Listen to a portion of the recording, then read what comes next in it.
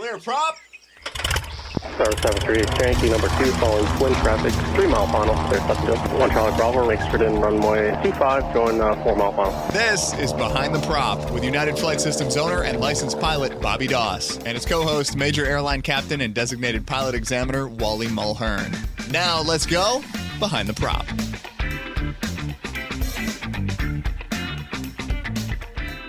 What's up, Wally? Hey, Bobby, how are you? I am fantastic. We have another guest today, kind of another aspect of aviation that we haven't talked a lot about, up to this point anyway. And we have with us today Dustin Newell from TexasStickandRudder.com, Wally's Airport, fellow aviator from there. Dustin, thanks for joining the show today. Oh, well, thank you for having me. The interesting part about Dustin is he's also an air traffic controller, and we'll get to that as part 2 of this episode, or the second half of this episode. But as we prepped a little bit here, I fell on my sword, and I've never even been in a tailwheel aircraft before. I don't think I've ever even climbed on one. You've got thousands of hours, and we're going to have a good conversation. Wally, do you have a tailwheel endorsement? Well, actually, the first time I flew a tailwheel airplane, I think it was prior to 1986. So you didn't need one. Oh, so, wow. Legally, I'm legal, but I certainly would not go out in a tailwheel airplane today without proper instruction. Yeah. So on your website, you talk about training and acrobatic training and CFI spin training. So you do a lot of stuff up there. Tell us a little bit about your background and how you got into aviation, for starters. I started, I guess this will be my 30th year. So I was 14 when my mom got me my first lesson in Springfield, Missouri. And I was hooked ever since. Now, I didn't finish until my early 20s. So I think I got my license at 24, so it'd be 20 years with the license. And I finished up here in Conroe when I got out of the military. But then took a hiatus with kids, raising kids. And common story. We all heard that. No money, or lack of money. And but one day I decided, I said, man, I've got to finish my private. And the GI Bill, I still had it. It was just sitting there not being utilized. And finished my private and went in and applied the rest of the GI Bill money to finish my instrument.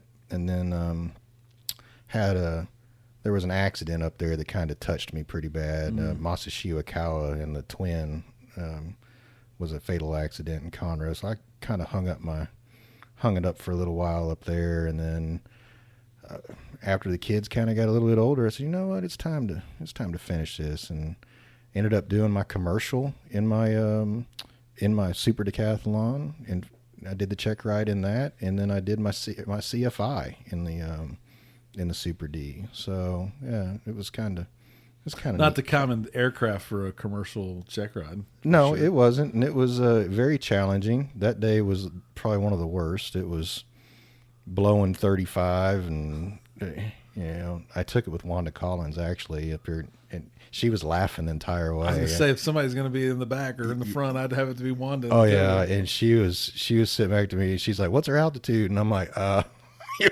it was all over the place. It was pretty bad. I mean, we stayed within limits, but yeah, it was extremely rough. And we got back and landed. She's like, "Man," she goes, "that was a very interesting check ride." I said, "Yeah, it was rough." No, I bet.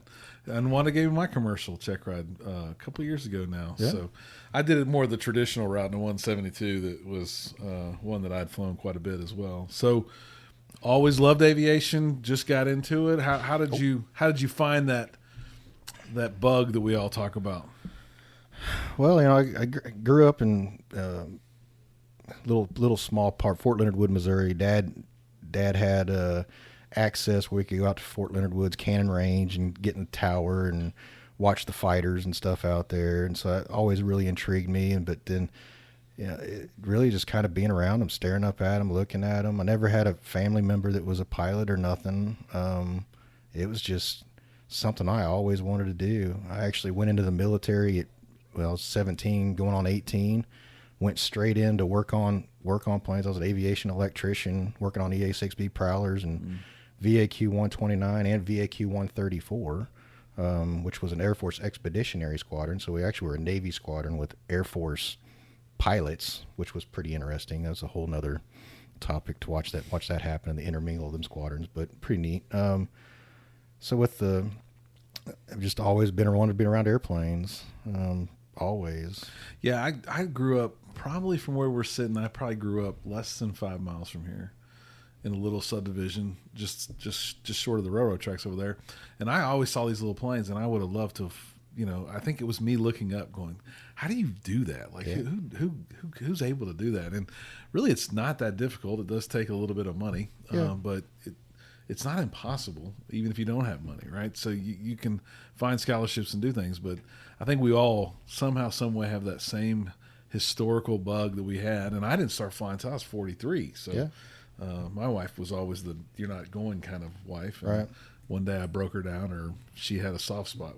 I think she probably let me go. I probably didn't convince her, but I've had a lot of newer students come up to me and ask me the same thing. I want to fly. I want to get started. I'm like, all right, well, start your ground school. Do your ground school. Get your ground school out of the way.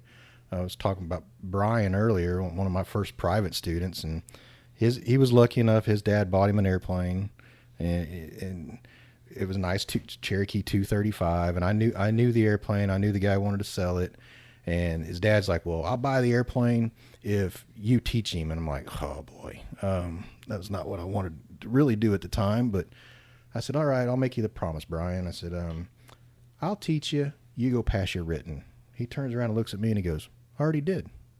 I go, what? He goes, yeah, I already did. I go, have you ever taken a lesson before? He goes, nope. I go, well, okay, let's go fly. there you go. So and I think that's kind of the biggest hurdle is getting that groundwork done. That's where you see a lot of struggling with. And once the flying seems easy. Yeah, and Wally and I talk about quite a bit. We are big believers that you can do all that groundwork, but you don't always have to take your written first, right? No. There is a practicality that once you do put your rear end in that seat the first time, you're going to learn something you couldn't just learn from a book, Sure. right? And I still hear it around here all the time. Somebody be talking up front, and my office is real close, and I say, I'm going to take that written before I solo, and I'm like, you know what you're going to learn after you solo? Like, there's so much cross country and weight and balance and nighttime flying. Why would you go take a test on all that before you experience it if you don't have to? So that's True. An interesting look at how someone got their start in aviation for sure. As we've been talking, you've rattled off more planes than I even know what they are. I don't even know half the numbers. I was over here on my laptop trying to key them all in, and I couldn't even figure out what all of them were from your acronyms you were sharing. But you've clearly owned more than one aircraft. How many aircraft have you owned? Well, I get teased a lot at the airport. Like, all right, how many? What's the new airplane for this month, Dustin? And it has been quite a few. He's getting a little red face now. So y'all can't see it. Yeah. But he's getting a little red on the face there. I think the last count was, 17 in the last 17. 5 or 6 years. And before we started recording, he said, I've got 4 and I want to get down to 2. And I said, Dustin, a lot of people would be really jealous of having 4 aircraft. Not too many people want to go from 4 to 2. They probably want to go 2 to 4. But yes, as someone who owns more than 4, I get the burden and the struggle with that too. it does. And because I do a lot of the maintenance myself on it. I say a lot of the owner assist maintenance and that they trust me with. I'm working on my A&P also, so it helps me finish my A&P out. Good. But yeah, it does become very tiresome when you're trying to instruct, trying to fly them all at the same time. It's a handful. And I don't know if you know the number, but out of the 17, how many were tailwheel versus traditional tricycle? Let's see, 190. The 195. We'll start with the Super Decathlon, the 195, the Pitts, the J3. Everybody on everybody listening is just crying right now. Going, Christian, you own that much? Super Eagle, and now the Super Cub. I got a Super Chipmunk coming that was Howard Davenport's old plane. Oh wow! So yeah, he's kind of gonna be a surprise. Wow. It's Howard's old plane that he flew in Roots of Africa. If you ever watch him do the inverted ribbon cut, He just posted on Facebook. It was the That anniversary of that thing. that is his old plane. Does he know Does he know you have it coming? He does. I called him Okay. actually the night that the trade was kind of going down, and the gentleman called me, and I won't mention the gentleman's name, but he's pretty famous. I say famous, well known, and he calls me and we talk, and he's like, you want to trade for your BT? I said, yeah, what do you got? And he mentions the Super Chipmunk, and mentions a Globe Swift, which I've always loved Globe Swifts too. And I said, yeah, let's do it. So we get to do it. And he sends me the N number off of the plane, and he mentioned Roots of Africa. Well, I've known Howard a long time too, and I went, man, that seems familiar. What are the chances? So I'm Googling everything, and it pops up, and there's Howard's YouTube, video, and I went, holy cow, there's Howard. And I immediately call Howard up and say, you're not going to believe this. He's like, what? I said, I found your old Super Chipmunk. He goes, it's here? I said, it's in the States. And Wow. I said, I think the deal's not done. I said, but I think it's going to be done. He's like, you're kidding me. I said, no. He goes, will you make me one promise? When you get it back here, then I'm the first one that gets to ride with you. I said, under one condition, you teach me your old aerobatic routine. So he's like, deal. So we were trying to work out some logistics to where they were going to bring both planes to me. I made the offer, hey, I know the weather in Denver stinks all the time, and especially this time of year, trying to get from Denver to Houston in 2 different airplanes. We're going to try to meet. We've been trying to meet for the last 3 weeks, about halfway Amarillo area or something. And then I've offered to Howard, hey, you want to go with me, and you can fly it back with me. I'll sit in the front or whatever. It doesn't matter. But we just got to get our whole things figured out. And Yeah, that's got to be cool. Yeah. So more than half tailwheel. it's been half, yeah. And that's kind of what I'll probably stick with from now on. I'm trying to get back down to my just the twin Comanche and my Super Cub. That's because the Super Cub actually makes sense teaching wise. Right. It's easier to teach soft field, short field, more bush style kind of flying. So I've heard all the same, I don't want to call them rumors, but statements about tailwheel people, right? If you learn how to fly a tailwheel, you'll be a much better pilot because you understand. And same thing with gliders, right? If you fly a glider, you're a better pilot. There's stigmas about, I guess, the aircraft. You'll know really what a rudder's for if you learn how to fly a tailwheel aircraft. What are pilots that don't have tailwheel experience not thinking that they should be thinking about the tailwheel endorsement and getting in it to fly it? Well, mainly it's the use of their feet. I can actually tell if I got a student that's come to me has had really good primary instruction in a typical aircraft that's been taught how to use his feet, because they'll get in and they naturally do it. And the ones that haven't, well, the first lesson we'll go out and do, I was like, all right, you sit still, you put your feet flat on the ground or flat on the deck. I got the plane, and I just slam the rudders back and forth. Or we'll go hard left and using their body. All of a sudden they're sliding way hard to the right, or now they're sliding way hard to the left. And as they're sliding, they're like, wow, man, that's a lot. I go, yeah, it is a lot. I said, but your body's your turn coordinator. Just use that. Once you're centered up, then you're not sliding no more. You're not going to slip into a turn. You're not going to skid into a turn.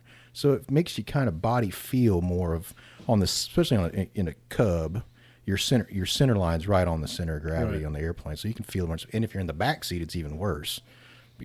Sure, because you're fulcrum, bigger distance, bigger slide, farther. bigger slip. Right. So, it really makes them use their feet more. We got a guy there that just finished his IFR at Cleveland. He did a couple lessons with me in the Super Cub, and he comes back out. He's like, Dustin, man, you taught me how to really use my feet, especially for crosswinds and proper deflections. And he's like, man, he goes, I've just become a better pilot with it. I go, well, that's the goal is you actually feel it. You see what the airplane needs and use it that way. Show what adverse yaw is when you get feet flat on the floor and you're yanking the stick hard left and watching the nose rise back up through the horizon and then cut back down and then what your feet are there to counter it. So it's a unique skill. Yeah. And so I don't know what the number is, but I'm sure you have some idea. When people call you and say, how long is it going to take me? That's the first question. Dustin, can I get done in 4 hours or what? How much is it going to cost me? Obviously all rates of having to go up because of insurance purposes. I mean, insurance has become, we just renewed the insurance on the Super Cub, and Luckily, I got it to kind of stay the same, but still, it's just extremely high just for dual instruction. I mean, on a whole value that's not as high as what it really should be. But so we've had to go up on our prices a little bit. But I usually tell them, look, budget for 10 hours. Most of my guys, most of the students are anywhere from 2 hours to 6, and everybody's different. And I tailor the instruction to the individual. I start off with wheel landings first. You know, that's kind of everyone's like, oh, why you do that? You know, that's not the old school way. Everyone's 3-point, go to the wheel landings. I teach wheel landings first. Because I think it's more of a natural way of sighting down the runway. Plus, you get to actually fly the airplane off, to the runway, onto the runway, and then stop. So you get to see the full transition of how the airplane operates. So yeah, everyone's different. Well, I know that. I own a flight school. I was just asking because that's what everybody's thinking out there listening to this show right now. How many hours does it take? And I've heard the variances of those things. We thought about throwing a deal out there. I've been kind of pondering it around Don't do it. Of a fixed cost, because if I kind of look at it, if I can't get you through it, I'll eat the costs. Right. Because we do, and I do have guys. I've got guys that drive all the way from Austin, because it is. I wouldn't call it a dying art. It's just you don't find a lot of tailwheel instructors. Joy down here in, I think she's out of West Houston. Yeah, I've heard her name. I'm not sure where she's at. Joy, fabulous, one of the best instructors. But she's slowing down. She doesn't want to do it as much anymore, and she's starting to send people my way, and she's not taking new students. And there's just not a lot. I wouldn't call it quality. There's just not a lot of other individuals that do it on certain sides of town. Well, I don't know if it's a feeling or reality, but are there as many tailwheel aircraft out there available to GA pilots as there are tricycle? Not really rental wise. I mean, there's some clubs. Maybe on people's farms and, maybe the crop dusters of the world still. But, yeah. I mean, not in hangars around here. There's not that I know of. I know of a couple yellow planes. We'll say they're all Cubs. And then a couple of, maybe one Decathlon on Yankee. And that's all I know on this field, really. Maybe a Pitts or two, but you're talking 5 or 6 aircraft out of the 100 that are hangared here. It's a pretty small percentage in the grand scheme of things. It is, yeah. I would agree with that. There's not a lot at Cleveland. There's only, I'd say 4. Yeah, maybe. And most of those are experimental home builds, aren't they? RVs, yeah. There's two or 3 RVs. Maybe with the RV market, there's a little bit higher than 5 or 10%, but that's just, we can't teach in them. We can't learn in them, right? Yeah. So you'd have to be tailwheel proficient probably before you even went to start building or thinking about getting an RV. Yeah, and the RV, I've flown every single one of the RV series, and you talk about just fantastic airplanes. I mean, they fly great, they land good, they don't have any bad habits. We were talking about bad habits the other day on a Murphy Rebel that was built on our airport. That's almost gotten some people in some trouble just because it's just a poorly designed tail, poorly designed area on it, and it scared me a couple times. Well, you've flown a lot of stuff, and before we started, you told a little bit of a scary story that you bought a twin, and you flew the twin home. Tell that story about when you got to the airport, your home airport there. Oh, with Conroe. Oh, that NIMC. That was the bought the Turbo Arrow, then brought it back from Fort Leonard Wood, Missouri. And ended up trying to shoot the approach into Conroe, and of course battled a 50-knot headwind, 45-knot headwind all the way home, getting tight on gas. Luckily, I was talking to Hugh McFarland, the fellow controller, is on the approach side, and I go to sit up for the approach and trying not to, the RNAV going into 1-4, and trying not to shock cool that turbo, and real high, and I go to drop the gear, no gear, and I'm like, oh boy. And my old IFR instructor was with me, and I was like, "Did you feel the gear come down?" He's like, "Nope." I said, "I neither." We ended up ultimately having to go miss. We're in the clouds, trying to Bluetooth and call. I'm on the phone. He's flying the plane. I'm on the phone with the previous owner, trying to Is there a trick to get Yeah, this it's like, gear down? am I missing something? Because this is not. I had quite a bit of time in an arrow. I said, I'm missing something that I'm not doing right. And he's like, no. And of course, we had the lights on, and lo and behold, the old Piper way, you turn them lights on, it really dims those gear lights. Gets everybody. Yeah, it does get everybody. So that was one part of the problem. But the gear had never come down. So ultimately, we ended up, emergency extending the gear, and it came down. But here you are, still a brand new airplane. Are they all the way down? Because the lights are still really dim, and I'm swapping bulbs out. And I think we ought to make it a lesson where everybody has to swap bulbs out, check the dimmer switch, and sign off that they know that they'll have to do that again in the future, because they always still get people. Yeah. I would bet there's been more low passes by the tower in our arrow than real landings, because people they forget to turn those lights back on after a night flight. Yeah, and I turn them off. Turn them off. Yeah, because out of all the ADs ever on Piper arrows and stuff like that, it's like, why would you not fix those lights to be a toggle switch or something? It just not a dimmer. I never understood that. Because don't do that, because now it's going to cost me money to get mine to not be dimmed anymore. Right. There's probably a fix, but hopefully they won't enforce it anytime soon. Yeah. Then my second one, you talk about the multi, that just got that twin Comanche, and been working on my multi. My first solo in it, I go out. I hadn't had a lick of problems with this airplane, flying with other instructors, and I'm over the top of Lake Livingston watching the water bomber. I guess they're here in town. I watched them a few weeks ago. Yeah, that's pretty cool. It was very cool. So I'm up there just circling them.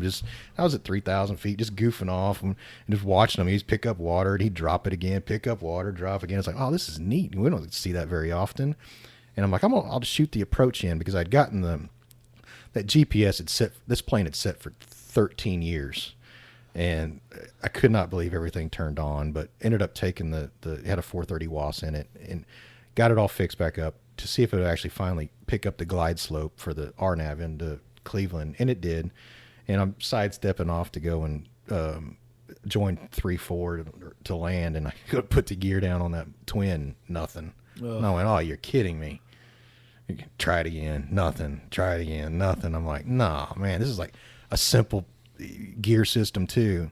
So I go around, I'm loitering over Tarkington, and I was like, I was taught by Tom Street how to do it, and he's like, whatever you do when you pick up the middle of this thing, don't throw it in the back seat, because the instructions are on the on the actual door of the for how to emergency extend it. And anyway, it came down right then and there, and sure enough, it had broken wire on it when we jacked it up, and but.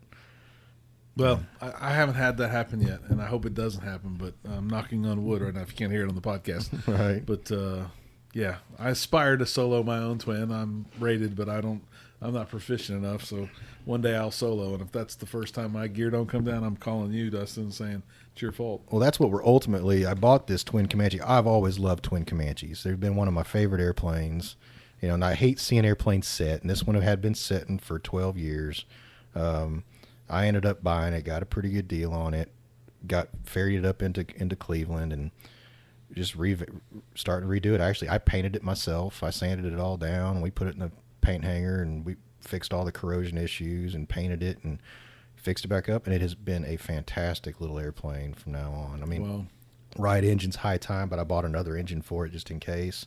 But that's kind of our goal is maybe focus more on multi-training, tailored multi-training, and then and still the tail wheel, obviously, because the tail wheel is I've had to turn people away. It's gotten really busy the last, I'd say, 6 months.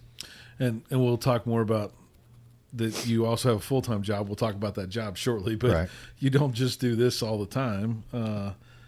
So a little bit more about tail wheel. I've heard if I fly a tail wheel, if I own a tail wheel, if I become a tail wheel pilot, I'm going to tail loop it, which doesn't sound like a lot of fun. But is it true that if you're a tail wheel pilot, you will tail loop a plane? Yeah. They sometime in your lifetime, if you really consistently fly tail wheel, it's going to do a ground loop, and And a ground loop, actually, you can do a slow ground loop and really demonstrate what it's going to happen. And I've shown a couple students that you're taxiing down the runway, you get distracted, and all of a sudden you reach over and you push too hard left rudder. You just whirl around, and it's a really slow ground loop. But fast forward it to doing 35, 40 miles an hour, then it's obviously going to be more dramatic. I've had one student ground loop me once, but because he blocked me out of the rudder, and I couldn't fix it with power or anything like that. But some variable is going to happen. A spring's going to break. Stuff breaks.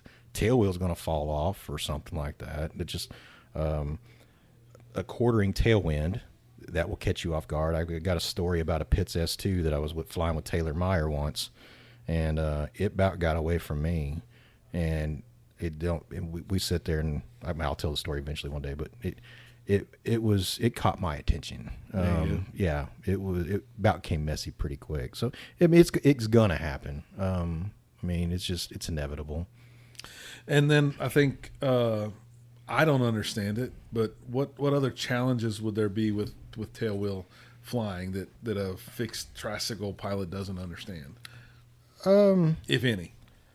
Well, I think once you get back, once you get in the airplane and get comfortable, like my very first lesson with every student, especially fresh, I will stick them in the Cub. We'll go out and do basic maneuvers, sit them into some slow flight, show them how docile a stall is in a Cub. It won't break. It just floats. It's like a falling leaf. And it kind of helps them with their feet and keeping the nose straight, basically keeping a coordinated descent all the way down.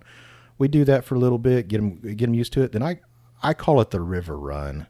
I take them over to the Trinity River north of 787, and we kind of drop down in towards the river. And I liken it to driving, teaching a kid how to drive a car. You stick them on the road, they follow the road. Well, you stick them on the river, they follow the river. And the river has meandering turns, it's pretty sharp here and there, kind of docile in some spots. But I can tell what they're doing with their feet. They're using their feet and the stick to actually keep it coordinated, going all the way up and down the river, versus going up and saying, all right, turn left and fly heading 090 or fly 180. We could do that all day long. It's just they're not seeing what they're really doing out in front of them. And I think the river gives them that visualization of, and they really pick it up pretty quick. And then as soon as we're done with that, we climb back up to 1,000 foot or whatever. We go higher than 1,000. Kind of the joke is you go higher than 1,000 foot in a Cub, you get a nosebleed. So, and then we do Dutch rolls. And once you kind of really start initiating them to the Dutch rolls and turns on a point, they're going to get aggravated because they're either pushing way too hard on the rudder left or way on the rudder right. But once they start really doing really small ones back and forth, they'll steepen it up and do steeper. But I call it a warm-up maneuver, and I do that in every single airplane I get in. It doesn't matter what it is, because I want to see the harmony. I want to feel how much aileron I need with rudder to keep it coordinated. You could do it in a 737. You could do it in anything really. Right. It doesn't matter. So I think when they start doing that and they start picking that up, they're ready for the pattern. So it's. And the final saying, I think, goes that if I become a tailwheel pilot, I'm a better pilot, right? And I think through all we've talked about, I don't know how you could become better if you learned and felt all these things on a regular basis and knew these inputs were counteracting each other or helping the plane stay coordinated. Surely you're going to be a better pilot. Yeah, I think so. I think, I was taught by, I call the best. The Tom Street. If you ever meet the man, his teaching abilities, 1 hour with that guy in the airplane is 10 hours with any other instructor. That's just what I liken it to. And when he taught me my tailwheel, he taught me to teach tailwheel. And we do everything from stuck stick maneuvers. We'll go out and he'll hold the stick. Perfectly still. I said, all right, you got a stuck stick. Get us back to the airport. Well, I do the same thing now with the students. Get us back to the airport. Get us back to the airport environment. We're not going to land it, but get me down to 30 foot, 50 foot. Give me the treetop level. Show me where we're going to survive this. And, quizzing them on it. What are our controls? Well, I got rudder. Yeah. Well, I got power. Yeah, power. What else you got? Okay. How about trim? So now they're sitting there and actually flying the airplane, with your hands and just their hands and their feet.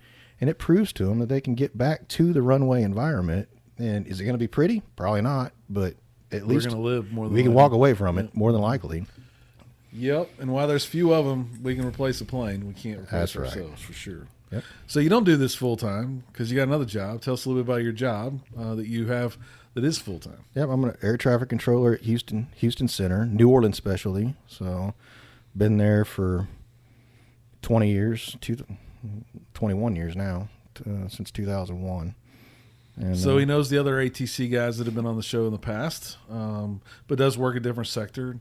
New Orleans, is it interesting to work New Orleans compared to the Houston market? yeah, it's being outside of the IH or Tracon terminal area and dealing with New Orleans Tracon, it is kind of night and day. We have different setups, different letters of agreement, different standard operating procedures. We kind of most airplanes from us over there out of New Orleans come out on headings. There's no SIDS over there. We do have stars going into New Orleans, so it is more unique. But we do have a lot of weather, and that's kind of why we're set up that way. We work the most weather over in that whole panhandle. But at night, we're actually kind of more approach controllers too. We take over Baton Rouge approach, Lafayette approach, Mobile approach, and Gulfport approach.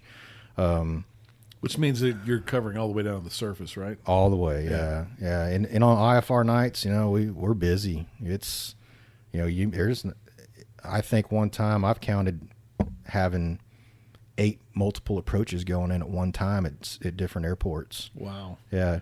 And normally our big night is when LSU is traveling to, say, Alabama. I mean, it's a Baton Rouge becomes few private jets coming and going. Baton Rouge becomes a nightmare. It's it's not fun. Yeah, we had one night. I was actually trained. I just switched over to that specialty, and we're sitting there, and my trainer comes in. We're working the mid together, and I guess LSU had just gotten it handed to him up in Alabama, and 12 o'clock rolls in, and we came in at 12 o'clock, and 12:05 happens. Baton Rouge hits the line and goes, "Hey, Baton Rouge low. Yeah, go ahead, Baton Rouge. Well, we're giving up the airspace. We're going home." We look at each other, and I ask him. I said, "Weren't they supposed to stay there till 2?" He goes, "Yeah." I go, "Why are they going home?" He goes, we call him back. He said, "You say you guys are going home?" He says, Yeah. We were told to go home at midnight. We were told you're staying there till 2. I said, "No." And here we got a freight train. We got 12 lined up going, and with us it's 1 in, 1 out, and it's IFR. It's turning IFR at Baton Rouge, and we look at him. He looks at me. He's like, "Well, what do you want to do?" I said, "I guess we're gonna put our big boy britches on and have some fun tonight." And it was a mess, but it ended up working out. Ended up having to divert the actual football team. Oh wow. To New Orleans. So I'm sure that was not a very pleasant ride back home on the bus, apparently. But it's a challenging job. I love it. It's fun. I mean, I got 4 more years left, and I can retire. So I'm kind of set. This the whole thing with my tail wheel and teaching, instructing, finishing my commercial. That's kind of what I'm aiming at to see. It may be your full-time job then one day. Maybe. I've got a couple other aspirations. I've had 3 aspirations growing up as an aviator, and I think everybody always has a goal, wanting to fly on. Mine was always wanted to be an astronaut. Well, I know that ain't going to happen anymore. I mean, that's out of it. I wanted to be a fighter jock. Well, that's probably not ever going to happen. And I wanted to be a crop duster. So I've always loved farming, grew up on the farm. So I last year I got an opportunity to fly some crop dusters down here in Anahuac from an owner who trusted me with his air tractors. And so this year I'm kind of setting up and doing that, helping them out, trying to learn the aspects of crop dusting. And then so now you're in a turbine tail wheel. So we'll see how that works out. And interesting. Yeah, I'm kind of hope that works out even more. So well, we hope it works out for you. Yeah. So everybody that sends us messages that thinks we may ever talk to another air traffic controller, they want to know pet peeves and recommendations. They might ask the questions differently, but they want to know what they should say and what they shouldn't say. What are some of your top pet peeves and top recommendations for our listeners? Probably a lot of everyone talks VFR flight following. So when I go to Oshkosh and we're doing one of the symposiums with the pilots in there as the controllers, we do almost every morning. We'll do once or twice a day a VFR talking, how to pick up VFR or flight following, and I usually lead the one thing off with the story, and I'll ask them, all right, we have donuts. Everybody has donuts up there and coffee, and we're all talking. I was like, all right, how many of you guys fly to Oshkosh? 3/4 of the room raise their hand. All right, how many of you got flight following? About a quarter of the hands stay up.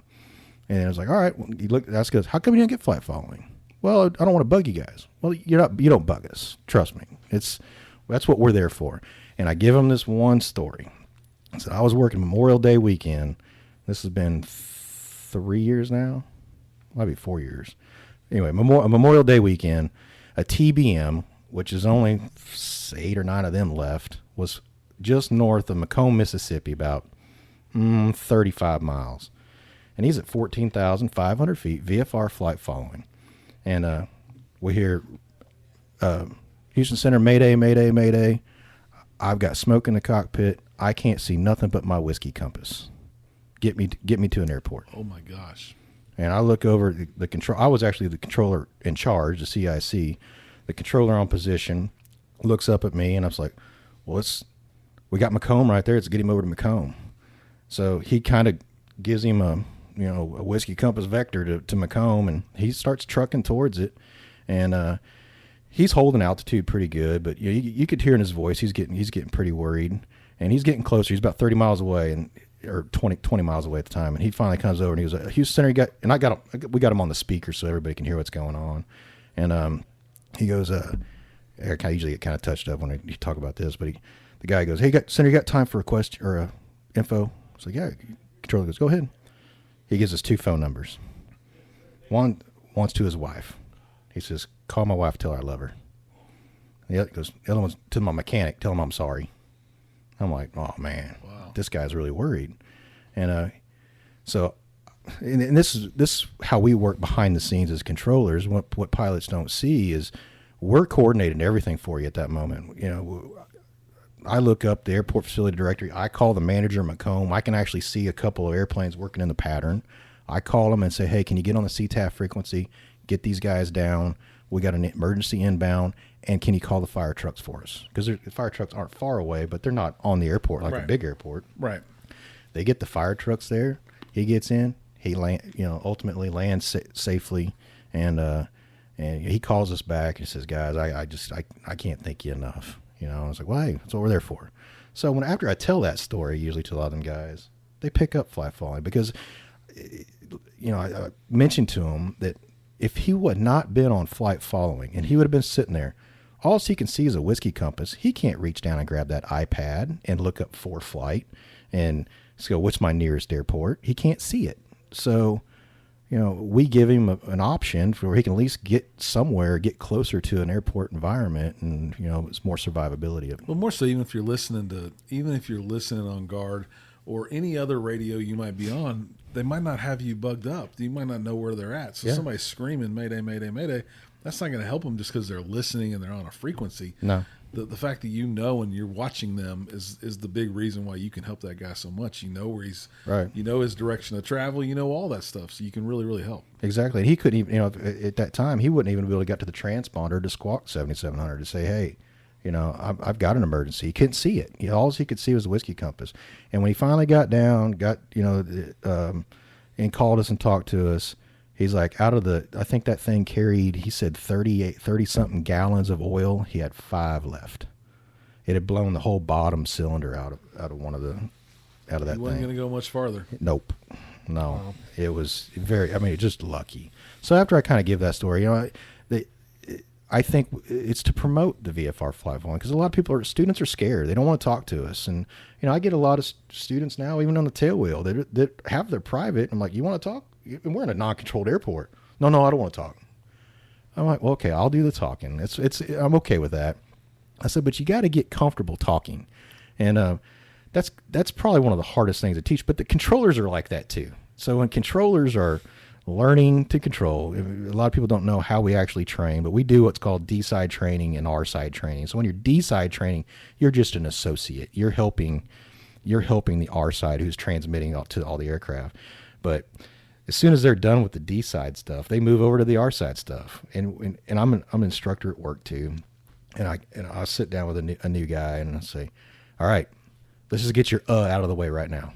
My I said, you're going to hit that button. Your first transmission is going to go, So it happens to them too. Yeah, so it happens to them all. They do the exact same thing. And it's sure enough, they'll hit the button and go, United. It's like, see, let's get the out of the way right now.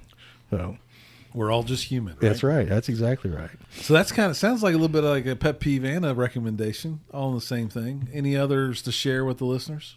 I mean, not really. A lot of set your flight plan up. If you want to do multiple approaches at airports, set it up. Set your flight plan up so we know, because a lot of guys will put in, I want to go from Gulfport to Hattiesburg.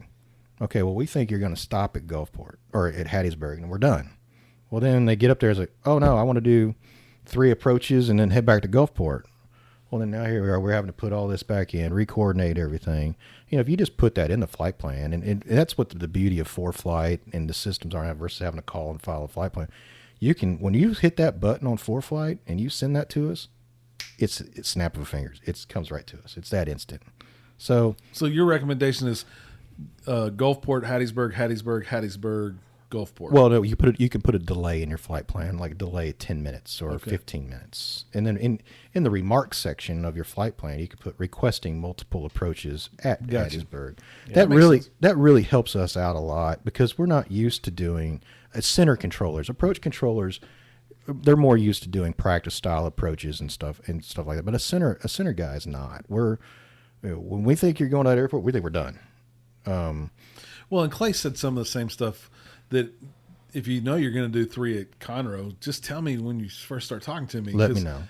I also think you're done, right? Or I'm not going to be messing with you. Like, don't go missed and then call me right back and say, can we do it again? Yeah. And then go missed and say, can I do it again? Like, just say, I'm going to do 3, like you said, right? So right. That's a good tip for everybody else. And we do it on an as-to basis. I mean, sometimes we're just swamped. We don't have the abilities center-wise to do a lot of vectoring into ILSs and stuff like that.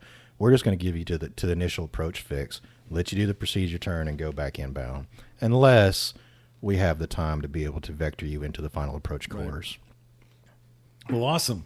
I'm sure we'll ask you to come back on the show someday, sure. Dustin. We really appreciate you sharing your tail wheel insights, sharing a little tips and tricks there with air traffic control, and I'm sure we will talk to you soon. Wally, anything to add? I do want to say one thing, Dustin. You set us up nicely for a future show. You said you wanted to be a fighter pilot and an astronaut. We might be having one of those as a guest here in the next couple of weeks. Oh, that'd be awesome. So stay tuned. Yeah, I've already seen a video of them talking from space, so stay tuned for sure, because it's going to be an exciting conversation. If you want to talk about flight time, they got a lot of flight time Absolutely. Flying around this big globe of ours. So as always, stay in front of the tail wheel and behind the prop. Fly safe, everybody. Thanks for checking out the Behind the Prop podcast. Be sure to click subscribe and check us out online at BehindTheProp.com. Behind the Prop is recorded in Houston, Texas. Creator and host is Bobby Doss. Co-host is Wally Mulhern. The show is for entertainment purposes only and is not meant to replace actual flight instruction. Thanks for listening, and remember, fly safe.